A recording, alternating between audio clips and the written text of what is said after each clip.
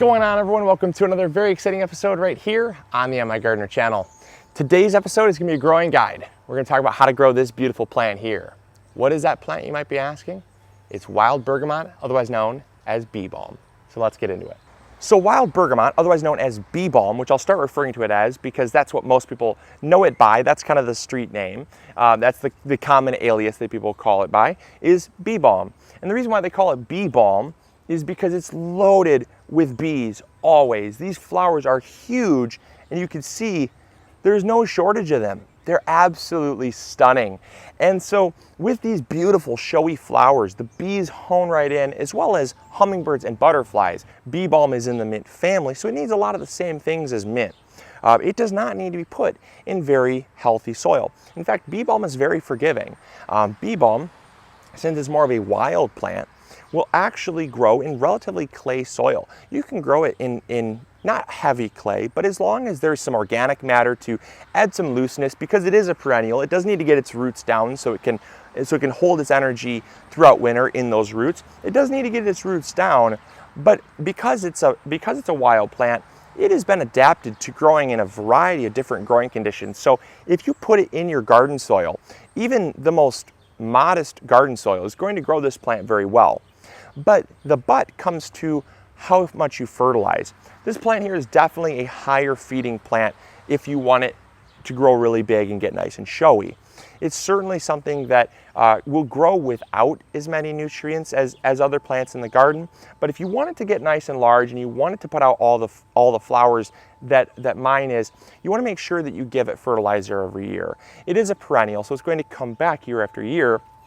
And what we do is at the end of every season, we cut it back. And that means that it's not growing, these branches don't stay up here and then form new flowers. It actually gets cut back to the base, and those will completely regrow.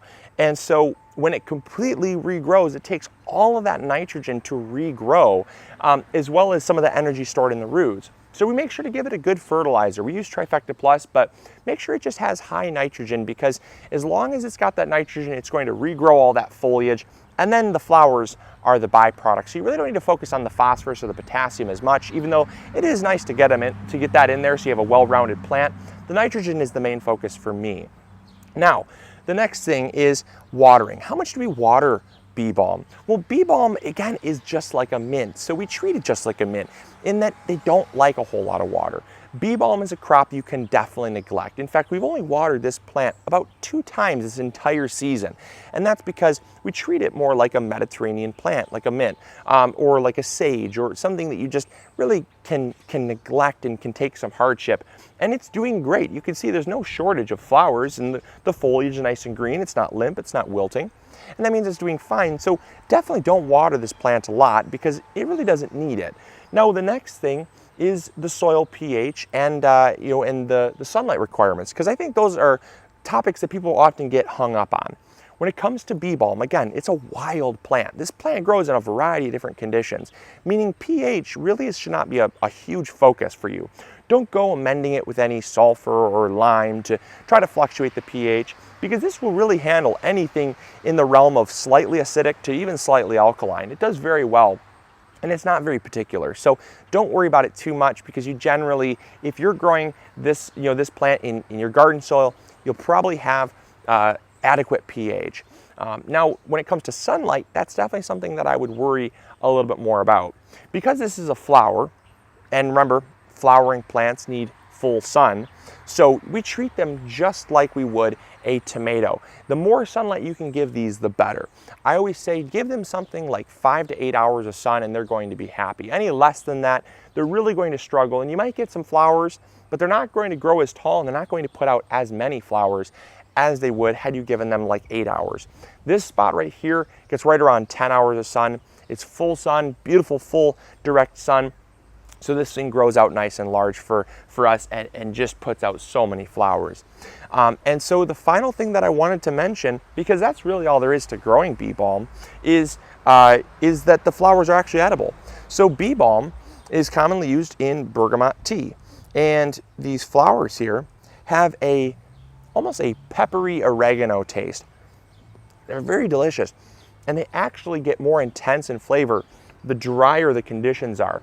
So if you want your bee balm to be a little more sweeter, a little less hot, a little less peppery, make sure you do water them a little more consistently, because that pepperiness is really pops you right in the face there when it's dry like this. But you know, it's great in salads, it's great in tea. It's something that we use as an edible garnish, but also to bring in the beneficial pollinators. So, you know, we really let the flowers pretty much sit on here for the bees and the hummingbirds and the butterflies to come after, and we don't eat it as much, so that's why it's not as much of a focus for us to keep it well watered. But obviously, the essential oils and the flavonoids in these flowers, they get so much more intense when it gets drier, because they're all concentrated. So that's just something to keep in mind. But it is an edible flower.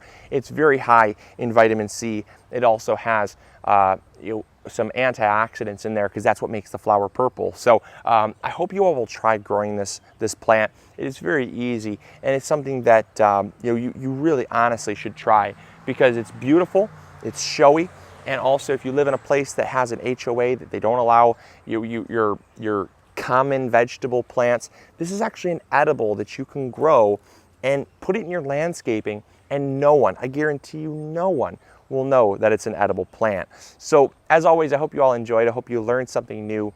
This is Luke from the MIgardener channel, reminding you to grow big or go home. Subscribe if you're not yet already. Make sure to like this video. We'll catch you all tomorrow on the next episode. See ya.